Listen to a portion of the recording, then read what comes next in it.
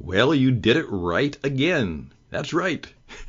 You looked in the rearview mirror. You looked on your side mirror, and then you made a turn into the right lane, and then you turned onto the right road. That's right. You are in the right place. Hi, I'm Stan Houston, and I'm the producer of this great program with my friend Jim Hinckley, and it's where you want to be.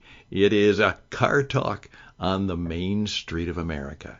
And today we have some stories. We'll talk about one of those guys that everybody knows has a wonderful garage, a late night TV star in the United States of America. And perhaps you even know who I might be talking about. Well, Jim knows a little bit about that, and there's all kinds of adventures and stories about places you need to see and places you need to go, and maybe even programs you need to listen to. So just give us a good half hour of your time this weekend, and we can make it a better weekend. So welcome to Car Talk on the main street of America.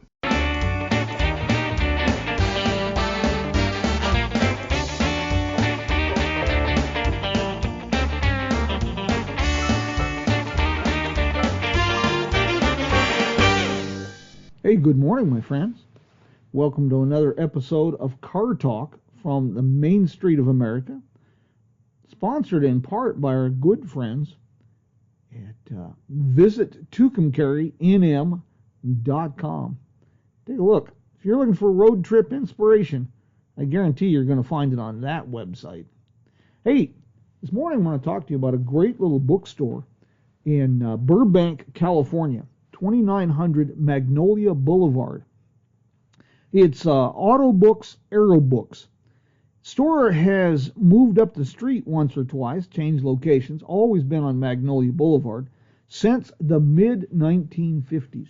Now, Auto Books, Aero Books is, as the name implies, a one-stop shop for books and magazines about cars, trucks, airplanes, tractors, almost anything like that you can imagine. It is an absolute, I have trouble with words describing what an amazing place this store is. I have purchased a 1903 automobile repair manual there. I could get lost for hours in that store. But here's my little traveler's tip for you. If you visit the store, do it on a Saturday morning. They have kind of a cruise in. They usually have pastries from a local bakery and whatnot. And it's really intriguing because the parking is very limited. There is about 4 spaces on the side, 4 spaces on the back, and then it's on-street parking. But you'll find the people who show up, it's like a rolling car show all morning. Well, of course, I'll be there on December 3rd, about 2 o'clock in the afternoon, signing books. That's one reason I was talking about Auto Books, Aero Books this morning. It's generally an annual trip that we make. And the last trip, though, was 2019 due to the COVID-19 apocalypse. But the store is really amazing. But what I was going to share with you is a little personal story. It involves Jay Leno. And give you a little insight, people who think that the travel writer, the automotive writer, has this charmed life, this wonderful adventures. Well, that's partially true. It's an exercise in frustration. I had known about Auto Books, Aero Books for quite some time, but I had never gone there. Once I quit driving trucks and things, I drew the line. I just did not go over Cajon Pass. I'm one of those fellows that has trouble with any place with more than 3 stoplights. And so Victimville, a.k.a. Victorville, California, or Hysteria, a.k.a. Hesperia, California, that was the limit. That's where I would go. Well, at this point in my story, I was working at a truck leasing outfit. And in a side job, I was associate editor for the Cars and Parts magazine, which is now defunct. And short version of this story is the owner of the truck leasing company sold a few of my books there at the counter. And I had recently written a book called The Big Book of Car Culture. It's kind of like the old Seinfeld program. It was really a big book about nothing. I wrote about the history of highway striping, seat belts, Earl Schreiber painting, Route 66, roadside attractions, the history of automotive air conditioning and radios, that kind of thing. Well, a gentleman had come in and leased a truck, and he bought one of the books, and he came back a couple of days later, and he said, this book's very impressive. Do you know if they sell this at Auto Books, Aero Books? I told him, no, sir, I don't. And, well, he said, let me check. It turns out Tina, the owner of the store, was his neighbor. Well, he called her on the phone, talked to her for a little bit, and then put me on the phone. She carried my book. She was interested in doing a book signing. And the other part of the Saturday cruise-in is they generally schedule a book signing. But the store is very popular. Jay Leno is a regular drop-in. In fact, he so often drops in a couple times a month that they reserve a space for him there. But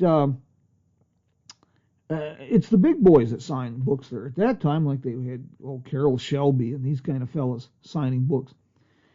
And they usually scheduled out months in advance. So I did not have, I filed it away. I thought, well, that's interesting, and she's going to call me. And I shelved it. I hear these things a lot, and sometimes these things go somewhere, and sometimes they just like dropping a penny down a well.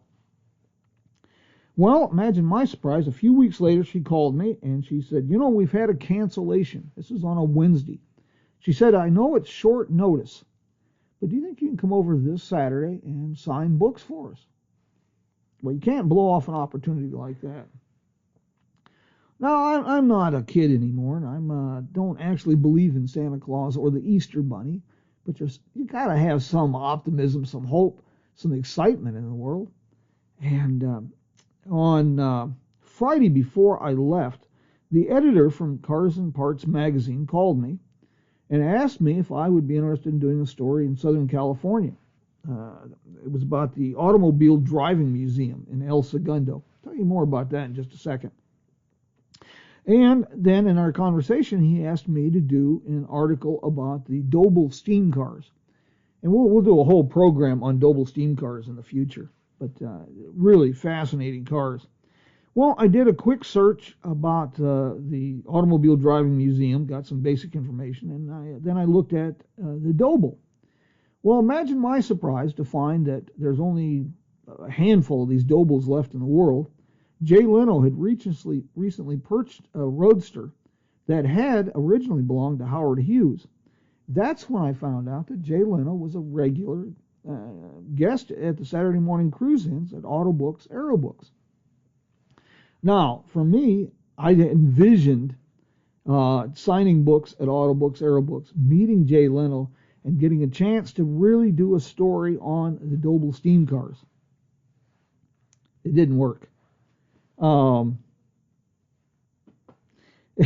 I stuck around as long as I could. Jay never showed up, so I signed a copy of Auto Books. I signed a copy of Cars and Parts, and I left it with the owner of Auto Books, and with a note to Jay Leno, and saying, sorry I missed you, and went off to El Segundo. Well, as it turned out, Jay Leno showed up about 20 minutes after I left, and he was driving his new Doble steam car. Imagine that.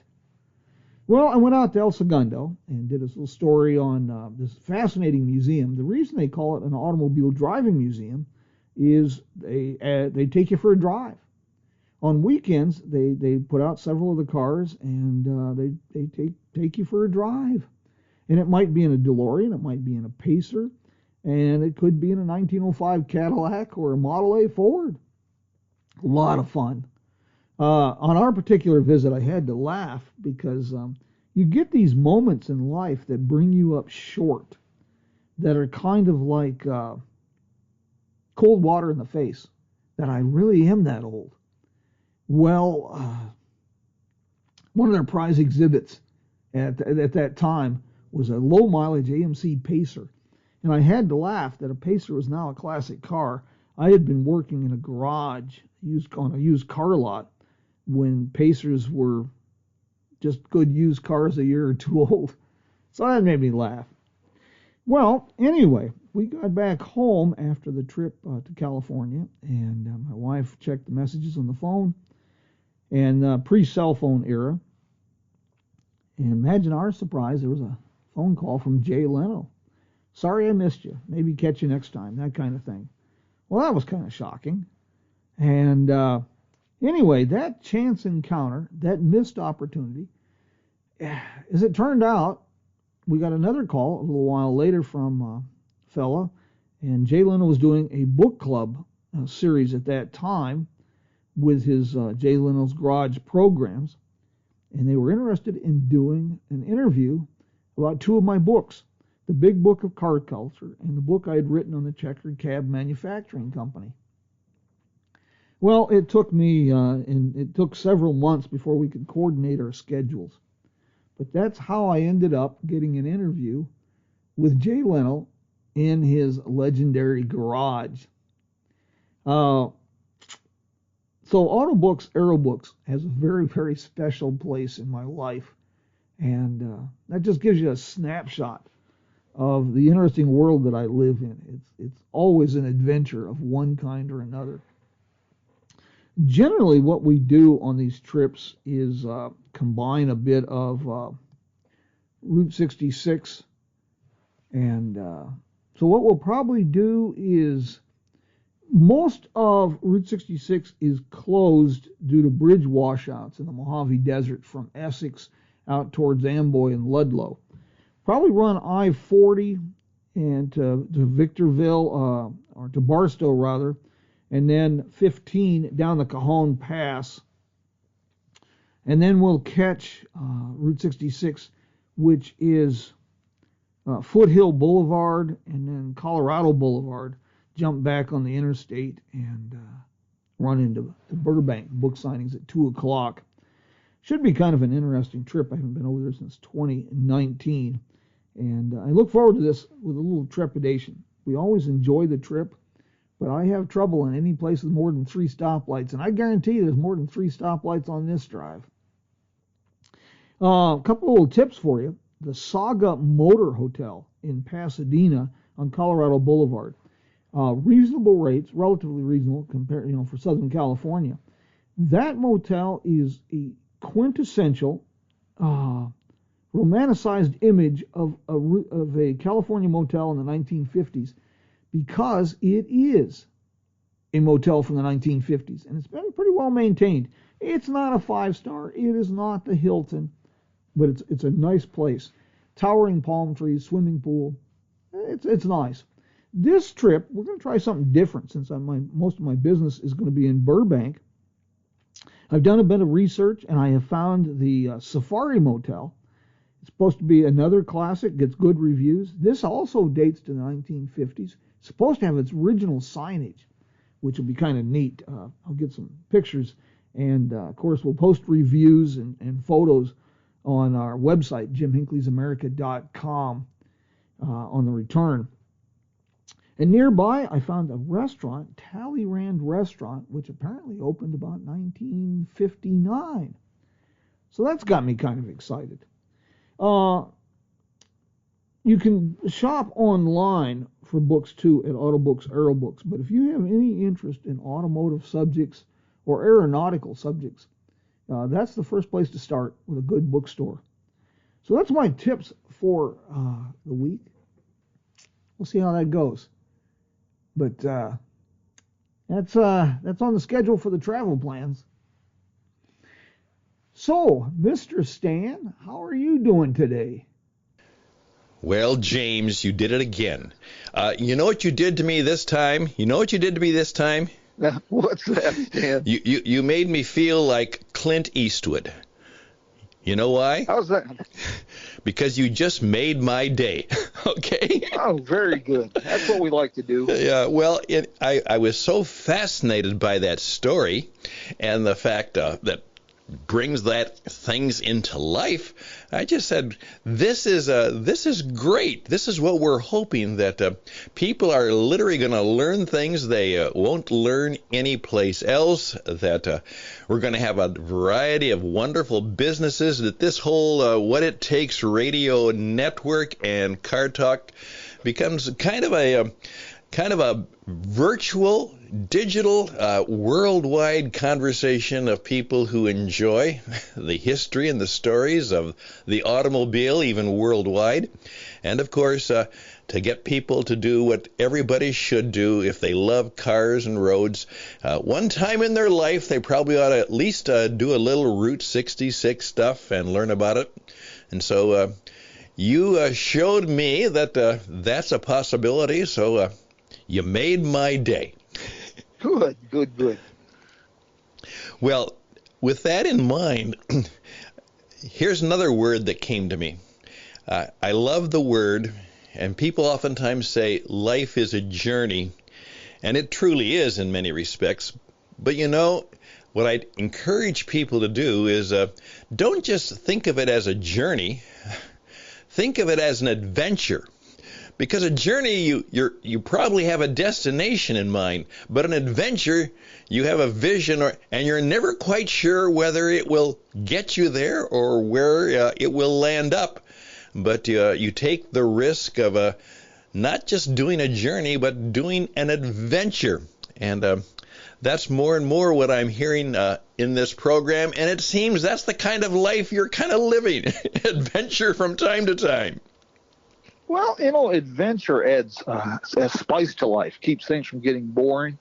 And you may have a set destination, but with an adventure, there's always detours. There's always surprises. You read about Jason and the Argonauts, in the Odyssey.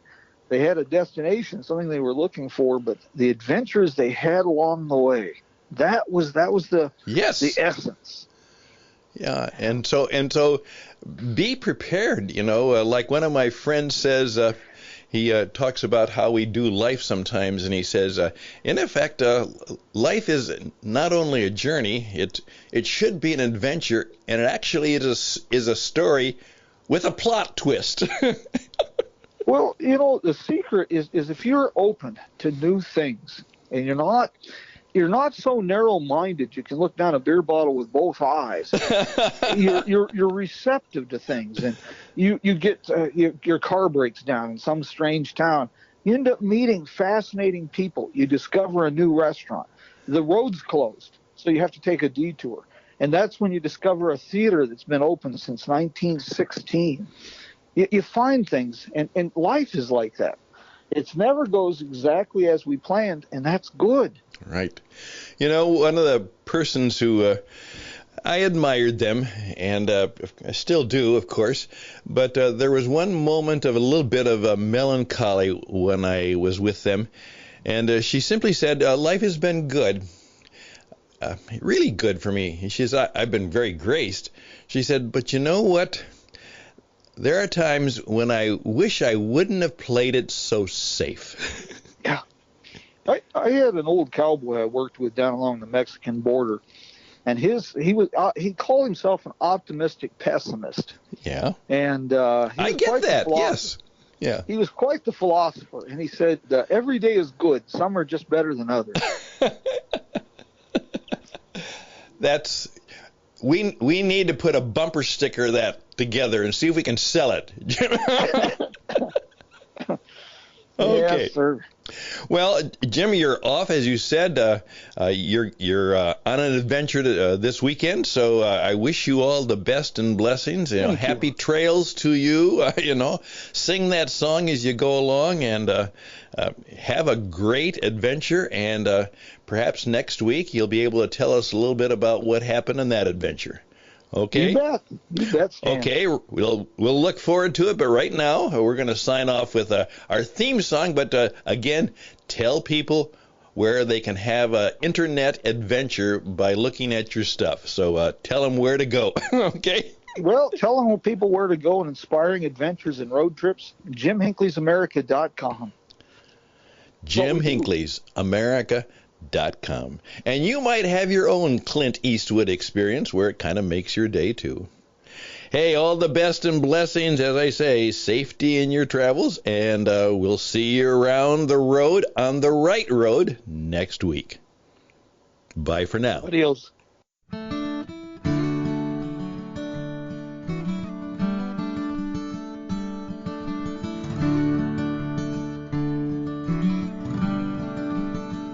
Say hello to a new friend on an old road.